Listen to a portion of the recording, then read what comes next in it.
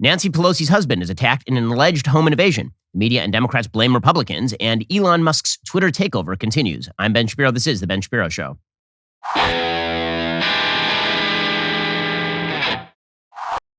Today's show is sponsored by ExpressVPN. Thousands of my listeners have already secured their network data. Join them at expressvpn.com/Ben. We'll get to all the news in just one moment. First, does it make sense that the same company that controls half of online retail can also track all of your data? Big tech is super powerful, more powerful than most countries these days. They profit by exploiting your personal data. Put a layer of protection between your online activity and big tech with ExpressVPN. Think about how much of your life is on the internet. Every site you visit, video you watch, message you send, all of it gets tracked and data mined. When you run ExpressVPN on your device, the software hides your IP address, making your activity a lot more difficult to trace. ExpressVPN also encrypts 100% of your internet data to keep you safe from hackers and eavesdroppers. What I like most about ExpressVPN is how easy it is to use. Download the app on your phone or computer, tap one button, and you're now protected. ExpressVPN does all of that without slowing your connection. So, stop handing over your personal data to the big tech monopoly that mines your activity and sells your information. Instead, protect yourself with the VPN I trust to keep myself safe online. I've been using ExpressVPN for years because, frankly, what I do online is none of anybody's business. I run an internet company.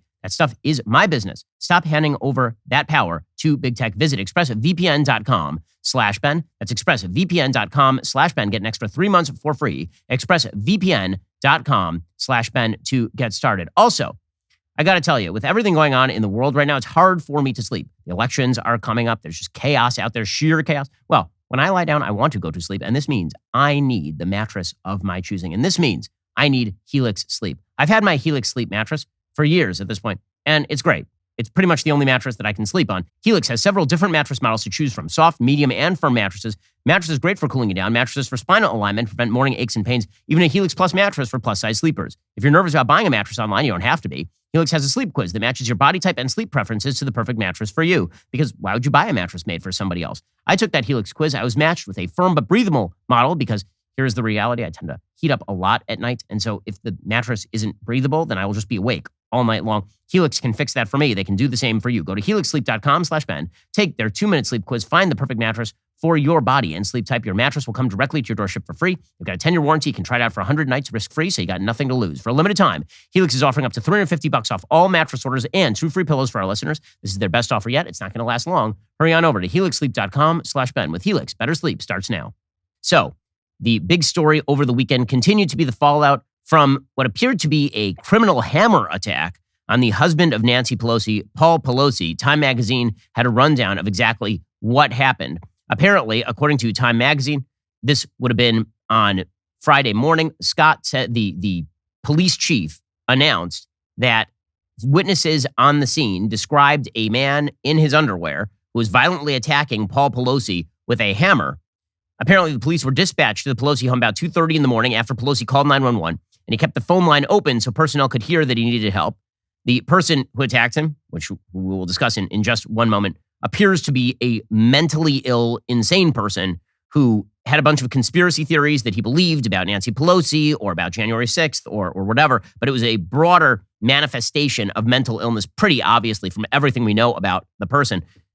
The attacker, a guy named David DePape, allegedly pulled the hammer away from Pelosi and attacked him before a police officer tackled DePape. Both men were taken to the hospital. The motive behind the attack was still under investigation, according to Time. The FBI and U.S. Capitol Police are joining the San Francisco Police Department Special Investigations Division in an investigation into the attack. The PD is also working closely with U.S. attorneys and San Francisco District Attorney, according to the police chief. Here was Chief William Scott, the San Francisco Police Chief, talking about what exactly happened.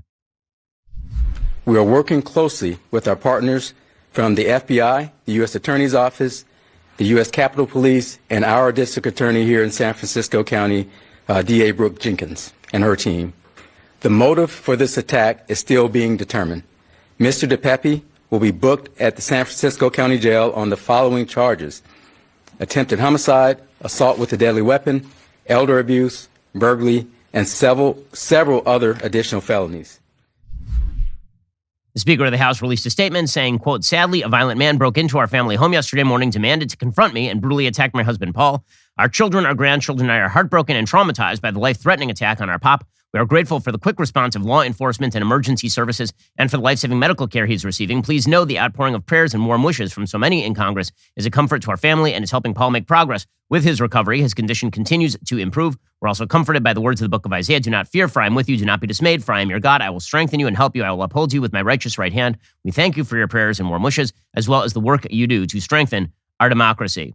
So pretty quickly, this entire debate turned into, was the attacker, again, David DePape, well, was this attacker a radicalized Republican who decided to attack Speaker Pelosi? Because apparently, when he stormed the House, he was shouting, "Where's Nancy Pelosi?" Now, there are a bunch of theories that immediately cropped up online because of probably the way this was reported by the media and the details that were sort of leaked by the police at the very beginning of the investigation. So, for example, there were questions about whether the attacker had been let into the home for some reason, because the initial media report suggested that there was a third person present in the home who let the police in. It turns out CBS News retracted that report. The only two people in the home at the time were apparently DePape and Paul Pelosi.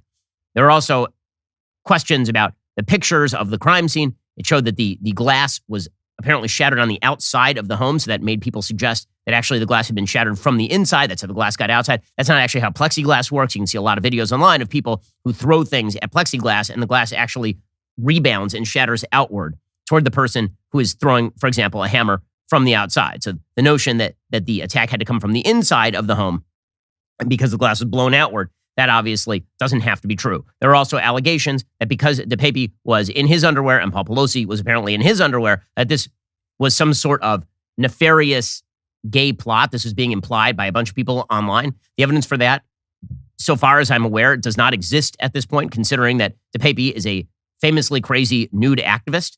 So the idea that he would be in his underwear is not particularly shocking. And Paul Pelosi, again, was in his home, and it was 2:30 in the morning. So if he was in his boxers or something at 2:30 in the morning, that, again, is not a particular shock. There was also a lot of speculation about what exactly Paul Pelosi was saying on a phone call to 911, because the dispatchers were saying that Paul Pelosi was saying, there's a man here named David, and he's my friend. And so the implication from a lot of folks was, well, if he's a friend, then what's he doing at your home, attacking with a hammer? Like, what's the story here? The police are suggesting that basically DePape could hear Paul Pelosi talking, and Paul Pelosi was talking to a crazy person, had the phone line open, and so he was basically trying to calm down the crazy person at the same time that he was telling the police sort of in coded language to bring somebody. So I am sure that there will be more details to arrive. The fact that the media originally were rather incurious as about all of this is, I think, one of the reasons why a lot of theories bloom around instances like this, because the immediate media response to these questions is to pretend that the questions don't exist, or that if you ask the questions, then you're really, really super bad. When the actual media response should be to ask the questions and get good answers, and then people are satisfied with the answers or they're unsatisfied with the answers. But our media are radically incurious at this point in time because, again, the narrative that the media wished to draw from this attack, regardless of how things went down, and it's my belief, based on the facts that have been presented, that it went down pretty much the way the police said it went down, that there's a crazy person who went to Nancy Pelosi's home. Nancy Pelosi's security, by the way, is not there because the security follows the speaker. The security does not stay at the home of the speaker when the speaker is out of town. She was in Washington, D.C. at the time. So believing everything the police have to say, okay, even if you believe everything the police have to say, the entire narrative that's being drawn by the media from this is a false narrative, because the narrative the media are drawing is that this is because of cruel, evil, terrible Republican rhetoric. And this game happens every time a crazy person attacks a Democrat. Every time a crazy person attacks a Democrat, the immediate response of the entire media is, this is radicalization of the population by evil Republican politicians. We saw this with Gabby Giffords. When Gabby Giffords was shot by a legitimately insane person in Arizona, the immediate media response was, it was probably Sarah Palin. Sarah Palin had nothing to do with it. There was no evidence linking this particular human being to Sarah Palin. It didn't matter. Sarah Palin had once posted a map showing targeted districts with gun sites on them. And this meant, obviously, that this person had picked up, I guess, from the air, that the Republicans wanted Gabby Giffords to be shot. Okay, so we've seen it with that sort of stuff. We've seen it with regard to a wide variety of Democratic politicians. Anytime there is a violent incident involving a crazy person who appears to have a bunch of internet posts that are connected to the right, the idea is the entire right is to blame. On a broad level, this is exactly what happened with January 6th. The idea was not that January 6th was people who committed criminal acts, some of whom were deserving to go to prison, and some of whom were just being foolish and wandering into the Capitol building. This was an indictment of the entire right, everyone who had voted for Trump, all 73 million people who had voted for Trump. It was an indictment of them. This is something that the left likes to do on a regular basis. Now, when the tables are flipped, then of course none of this applies. when you have a person who is shouting Bernie Sanders slogans, shooting Congress people, then we are not supposed to talk about the level of rhetoric from the left. We're supposed to immediately just assume this is a crazy person, and of course, he's responsible for his own actions. It's not Bernie Sanders' fault. By the way, I agree with that. Unless you are a person in politics who is actively advocating violence, you are not responsible for someone else's violence. I don't believe, for example, that Joe Biden was responsible for a person going to Brett Kavanaugh's house and threatening to murder his family. Because remember, this happened just a few months ago. Between the announcement, the leak of the Roe versus Wade decision, the original draft decision, and the actual release of the decision, a person fully cognizant, apparently not mentally ill, went to Brett Kavanaugh's house and tried to break into his house, wanting to break into his house, and was only caught because there were police stationed near Brett Kavanaugh's house. There was no broad-scale discussion of whether left-wing rhetoric was radicalizing people toward violence. This only applies on one side. And especially in the lead up to a midterm election, you can see the media are jumping on this because it ties directly into their broader pitch for Democrats, which is, sure, they're crappy at governance. Sure, the economy is really in bad shape. Sure, crime is going up in America's major cities. Sure, we have a major illegal immigration crisis on our southern border. Sure, the president of the United States is having to the White House men dressed as women to question him about whether children should be mutilated. Sure, all that's happening. But the real threat is to our democracy. Our democracy. And this right here is example 1A of what will happen if the Republicans take over. Mass attacks on Democratic politicians. Now, let me just say this. As a public figure, a person who's in the limelight relatively often, a person who's been threatened to the extent that the FBI actually arrested a human being for threatening to kill my family just maybe 3 or 4 years ago. I don't blame Democrats for that. I don't blame people who oppose me for that. As somebody who runs a company where we have to spend 7 figures a year in personal security for me, that is not the fault of Democrats. That's the fault of people who misinterpret what Democrats say to back their own violent tendencies. But I don't expect this sort of honesty from the other side of the aisle, and we're not seeing it. The honesty just doesn't exist on the other side of the aisle. Because again, when you look at the evidence here, this is not a person who is like a Democratic, a Republican operative deployed by Kevin McCarthy to go kill Paul Pelosi or Nancy Pelosi. That's not what happened here. By the way, when it is a Democrat who actually kills a journalist, like happened in Nevada, that gets buried immediately. That was his story that happened over the last several months. There's an actual Democratic politician who murdered a journalist, allegedly. That was not even a front page story anywhere. Like an actual murder wasn't a front page story anywhere. So who exactly was this attacker? And then we'll get to the Democratic response, which of course, this goes all the way back to JFK. When JFK was assassinated in 1963, there's an immediate move by the press to turn that assassination into a referendum on right-wing rhetoric. Despite the fact that he'd been killed by a communist, Lee Harvey Oswald, there was an attempt by the media to dramatically impose a narrative on this thing, that he'd been killed for civil rights, or that he'd been killed because of his agenda to oppose Republican predations or whatever. This sort of stuff happens in politics going back decades and decades and decades. Never applies on the other side of the aisle, only on one side of the aisle. So who exactly was this psychotic person who attacked Paul Pelosi? Well, Michael Schellenberger, who just ran for governor against Gavin Newsom, he has a piece over at his Substack talking about who this person was, and you're not supposed to notice it. In fact, he's very bad for reporting on the fact that this person is clearly mentally ill. Quote, leading politicians yesterday blamed the political right for the brutal attack on House Speaker Nancy Pelosi's husband, Paul. Journalists en masse agreed with their assessment. According to AP, DePape appears to have made racist and often rambling posts online, including some that questioned the results of the 2020 election, defended former President Donald Trump, and echoed QAnon conspiracy theories. But DePape's policies have little rhyme or reason. In past years, DePape shared a post about Stephen Colbert's 2006 roast of President George W. Bush at the White House Correspondents' Dinner, linked to videos of Disney films altered to make it look like the characters were swearing, and claimed Jesus is the Antichrist, not exactly a litany of right-wing tropes. DePape lived with a notorious local nudist in a Berkeley home, complete with a Black Lives Matter sign in the window and an LGBT rainbow flag, emblazoned with a marijuana symbol hanging from a tree. A closer look reveals the characteristics of a homeless encampment, or what Europeans call an open drug scene. In the driveway, there's a broken-down camper van. On the street is a yellow school bus, which neighbors and DePape occasionally stayed in. Both are filled with garbage typical of such structures and homeless encampments. People come and go from the house, and the vehicles, neighbors say, in part to partake in the use of a potent psychedelic drug, ibogaine. Neighbors described DePape as a homeless addict with a politics that was until recently left-wing, but of secondary importance to his psychotic and paranoid behavior. What I know about the family is that they're very radical activists, said one of DePape's neighbors, a woman who only gave her first name Trish. They seem very left. They're all about Black Lives Matter, gay pride, but they're very detached from reality. They've called the cops on several of the neighbors, including us, claiming we're plotting against them. It's really weird to see they're willing to be so aggressive towards somebody who's also a lefty. Not all of the media missed DePape's history of drug use, psychosis, and homelessness. CNN reported that a woman named Laura Hayes, who said she worked with DePape 10 years ago making hemp bracelets, which, by the way, that's a rich and lucrative, rewarding career line, said he'd been living in a storage shed. He talks to angels, she said, and told her that there will be a hard time coming. Another woman, Linda Schneider, told CNN and Crone 4 that she got to know DePape around 2014. He was still homeless, living in a storage unit, using hard drugs. He was a mindless follower of something he saw on social media because I don't think he had the courage to be part of any political or terrorist group, said Schneider. His drug use began again, and he went off his rocker. Apparently, Schellenberger actually visited the Berkeley house where DePape had lived with his former lover, Oksana Gypsy Taub, 53, a charismatic Russian immigrant 11 years at David's senior. DePape appears to have fallen under the spell of Taub around 2003 when he was a quiet video game-obsessed 20-year-old in Powell River, a town of 14,000 people that's a 4-hour drive up the coast of British Columbia from Vancouver. A November 27, 2008 article in the Oakland Tribune said Taub and DePape were married with 3 children, but DePape's stepfather, Gene, told AP yesterday Taub was his stepson's girlfriend, not his wife, that David and Taub had 2, not 3 children together, and that David's 3rd child was with another woman. Apparently, again, the story surrounding this guy is pretty obvious. He was a nut. This is a person with severe mental illness.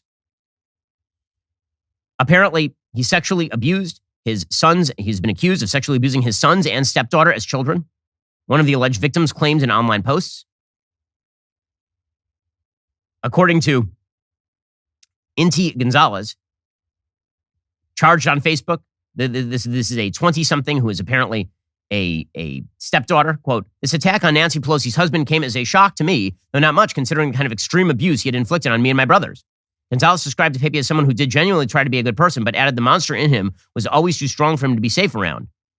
She said her mom met DePape, who she described as her father, in Maui while pregnant with her. The couple moved to the Bay Area shortly after Gonzalez was born. They split in 2014 when Gonzalez was 13. Gonzalez said her mom kicked David out of the house because of his toxic behavior. 6 months later, Gonzalez's brother, Nebozvod, started to remember their father physically and sexually abusing me and my brothers, which started when we were very young and continued until around 2008 when Gonzalez was 7. Although their mom filed a police report accusing DePape of abuse, the case was not managed properly, so nothing was done about it. So, again, this is a person, a deeply troubled, mentally ill human being. He did post, apparently, about QAnon. In August 24th, he had a post titled Q, displaying a scatological collection of memes that included photos of the deceased sex offender Jeffrey Epstein and made references to QAnon, according to the Associated Press. One of the sites where the post was published was removed by WordPress in the wake of the attack. On a different site, someone writing under DePape's name ranted about Hillary Clinton, displayed an image showing the 2016 Democratic candidate as a zombie eating human flesh. So here is the deal. Crazy people are easily radicalized. But this is not enough to explain what is going on, according to our media and according to Democrats who, again, are going to use this now in vile fashion as a political hat to hang their hat on. So the entire media have decided that this is just another episode of political violence ginned up by evil Republicans. Chuck Todd, for example, started pushing this line on NBC News. Friday was yet another reminder that these are not ordinary times. Consider we're just 9 days away from the first national election since the attack on the U.S. Capitol. And obviously the threat of violence hasn't ebbed. The chilling and violent attack on Paul Pelosi, House Speaker Nancy Pelosi's 82-year-old husband, is raising fears of more political violence. Again, it's all about the political violence, but it's always from one side, right? You never have this conversation from Chuck Todd when a person is caught outside Brett Kavanaugh's home wanting to kill his family, right? That, of course, is of no consequence. When this happens to Nancy Pelosi's husband, then we get to talk about the broader problem of radicalization in our politics and the use of rhetoric. NBC's Ben Collins went even further. He says, it doesn't even matter if this guy is mentally ill. This is the fault of right-wingers.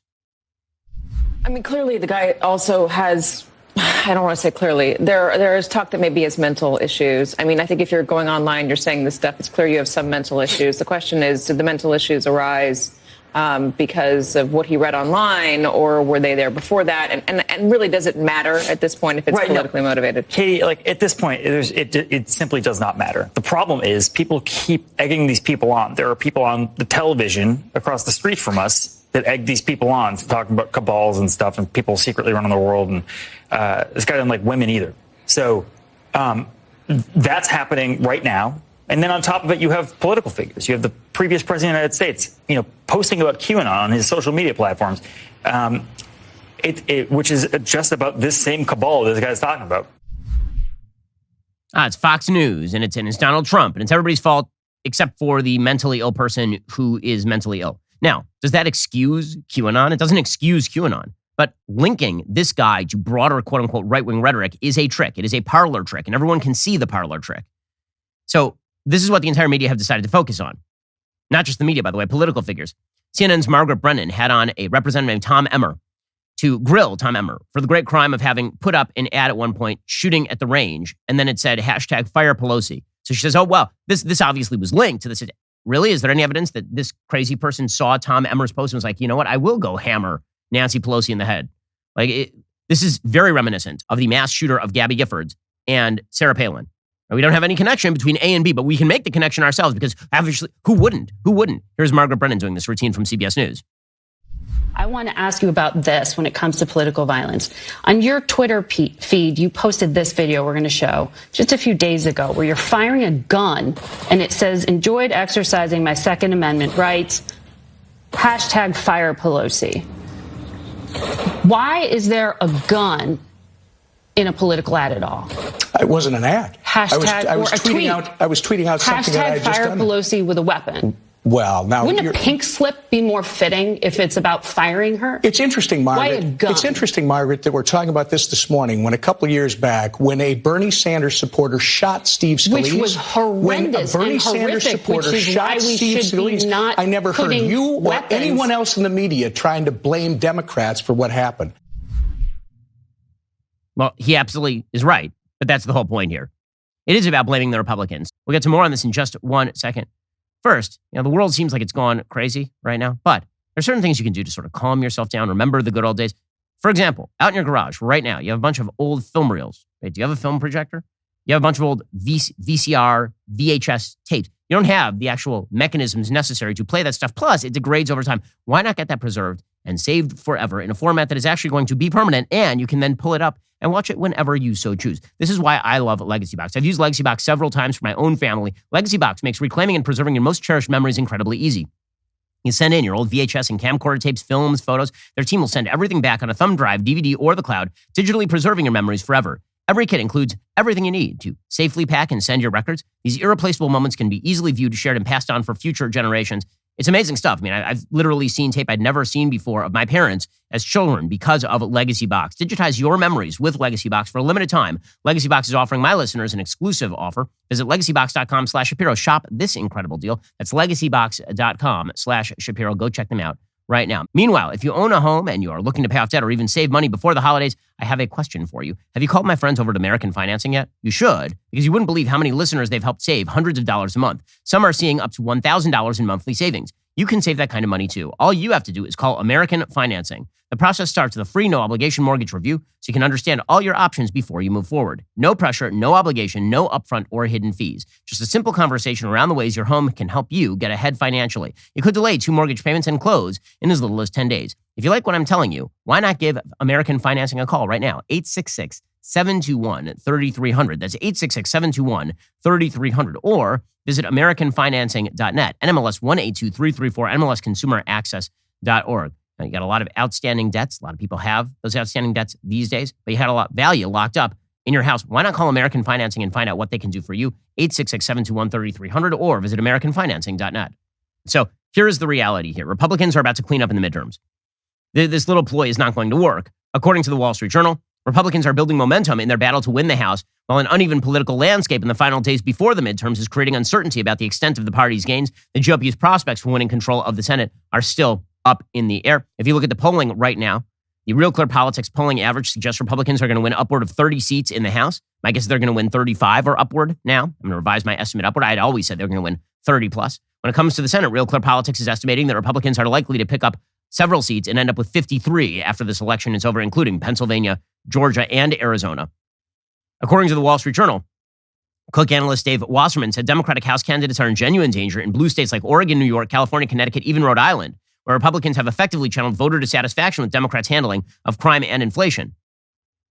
So this is an election that Democrats are likely to lose and lose badly. I mean, Democrats right now are worried the GOP in Florida is going to win Miami-Dade. Miami-Dade is one of the most liberal counties in all of Florida. and Republicans could just win it outright.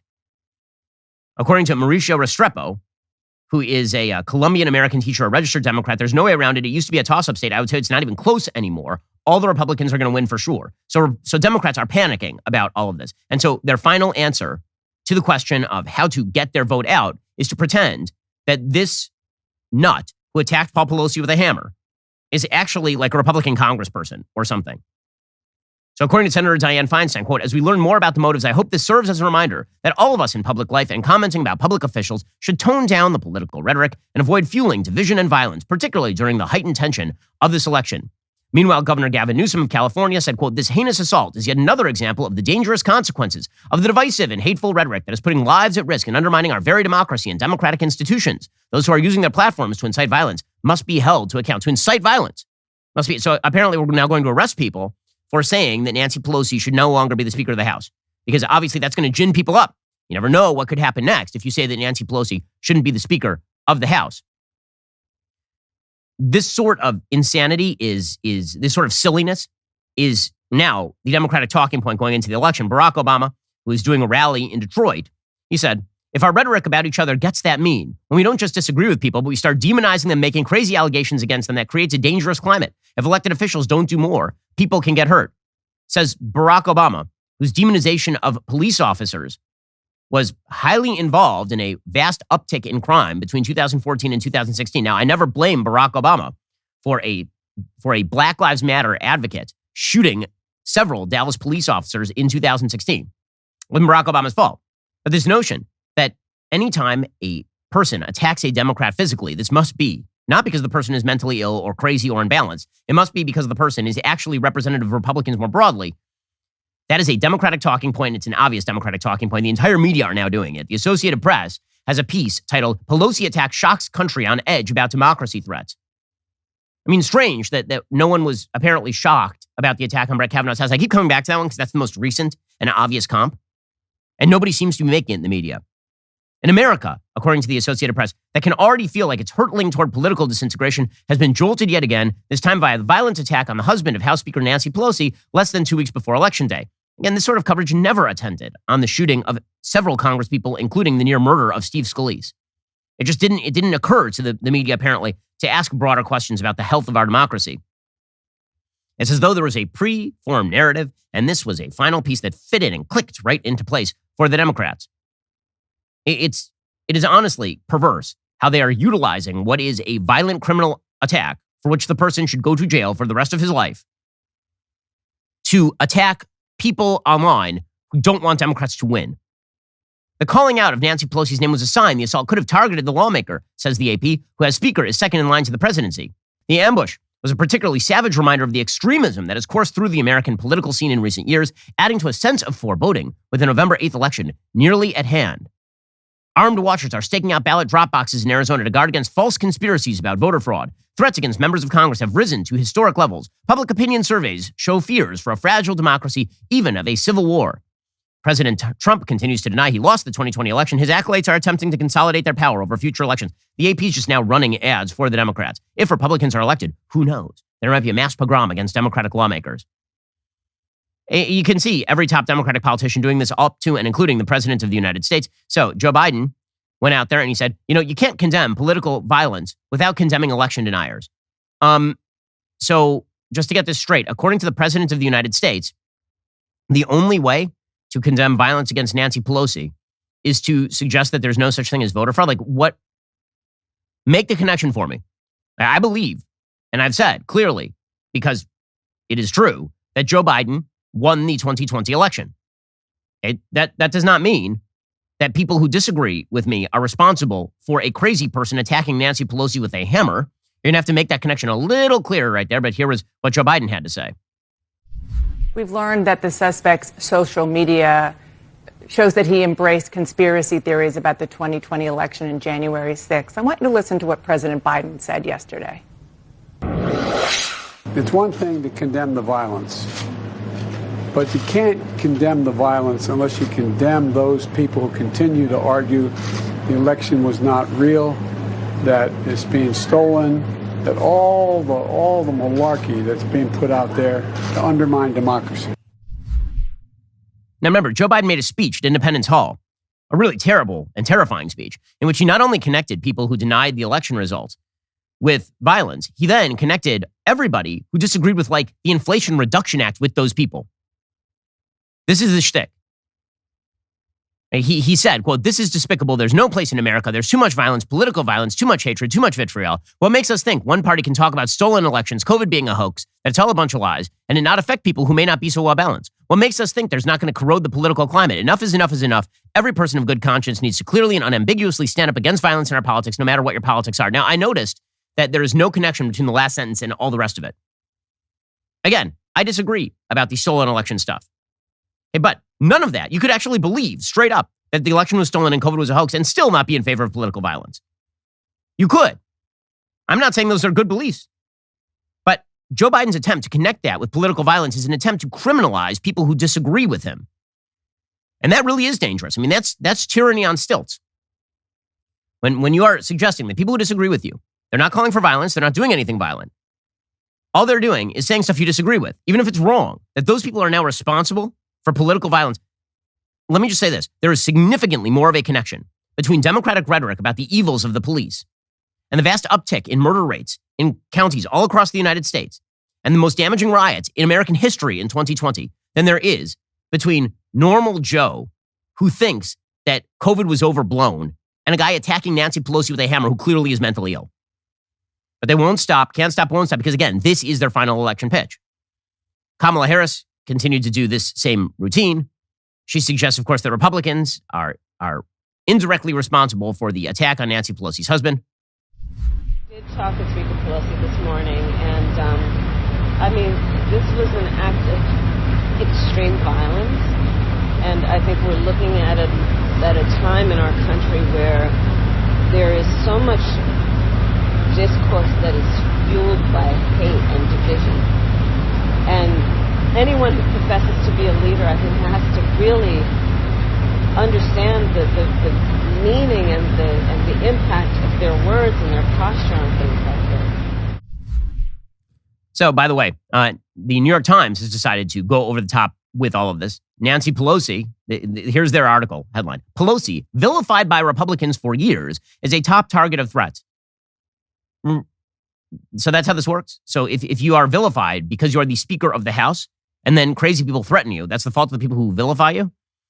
Rand Paul was literally attacked by a guy who hated him politically. Are Democrats generally responsible for all of that?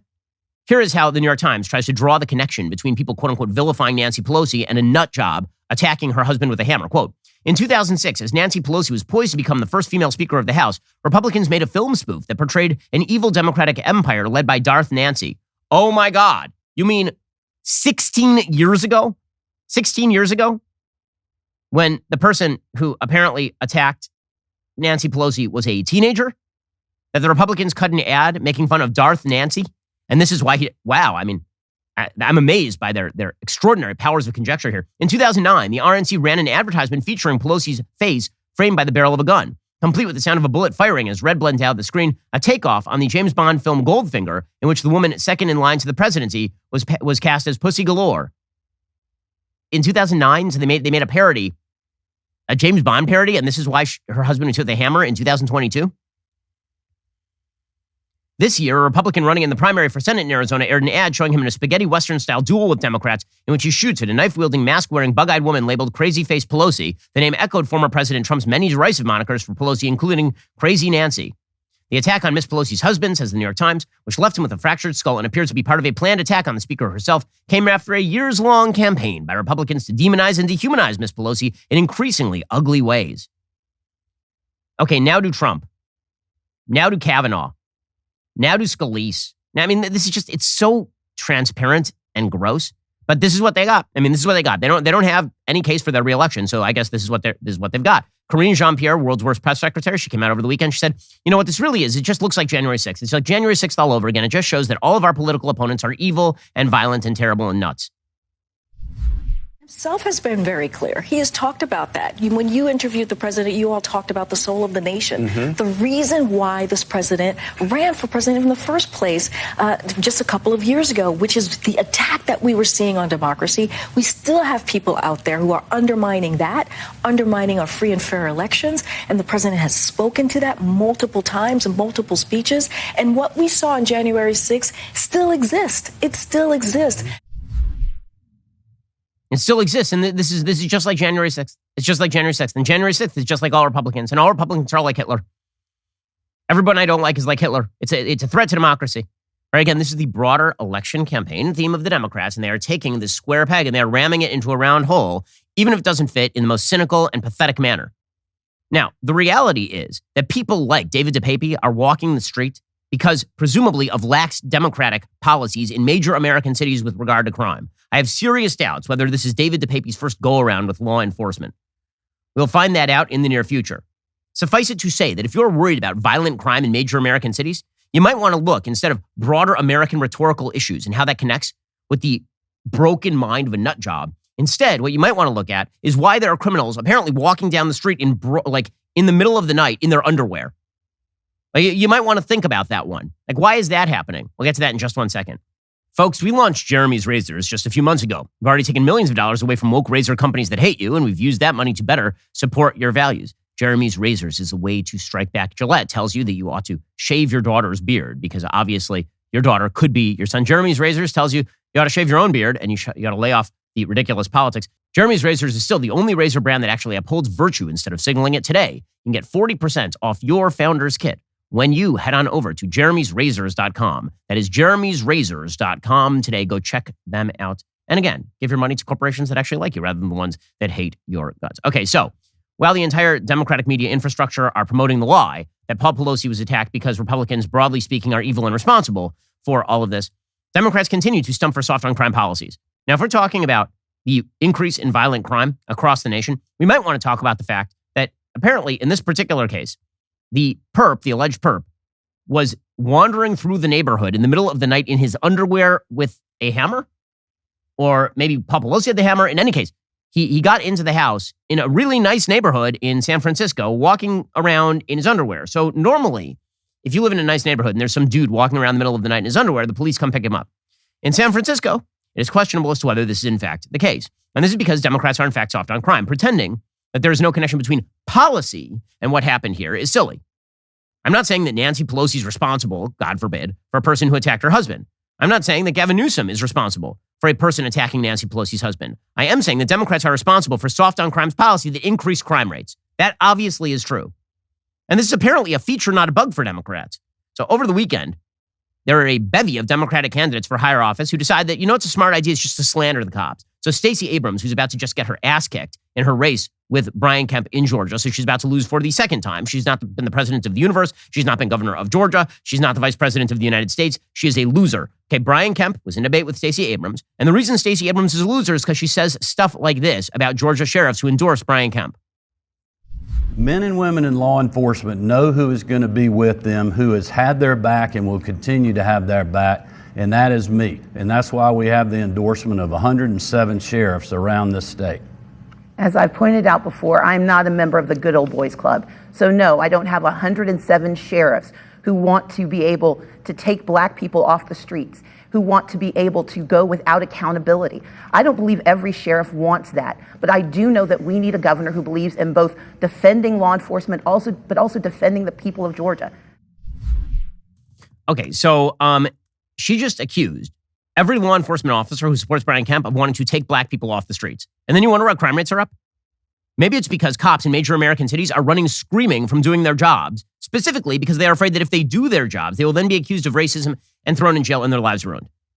That's not a theory, that's a reality. I know cops in major cities all around the country, and they are terrified that the political class will wreck them if they so much as pull somebody over and the person happens to be black and the person also is a criminal.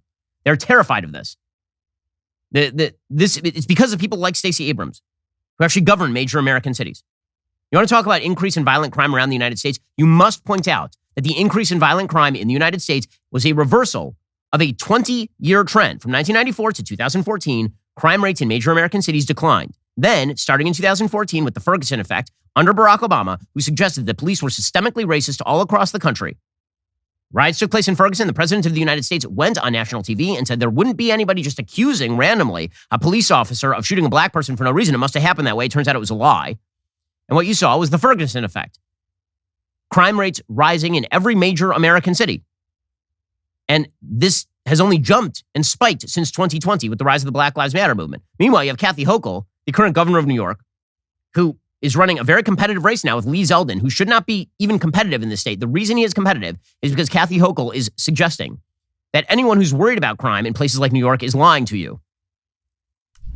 It is amazing to me that these Republican candidates like Zeldin and like Dr. Oz are all about crime, but don't want to do anything about guns, which is the real tool of criminals.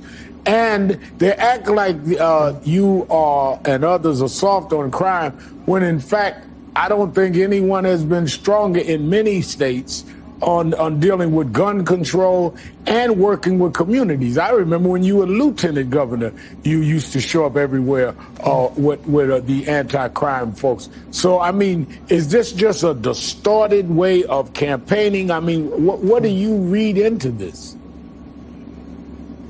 Ravenel, these are master manipulators. They have this conspiracy going all across America to try and convince people that in democratic states they're not as safe.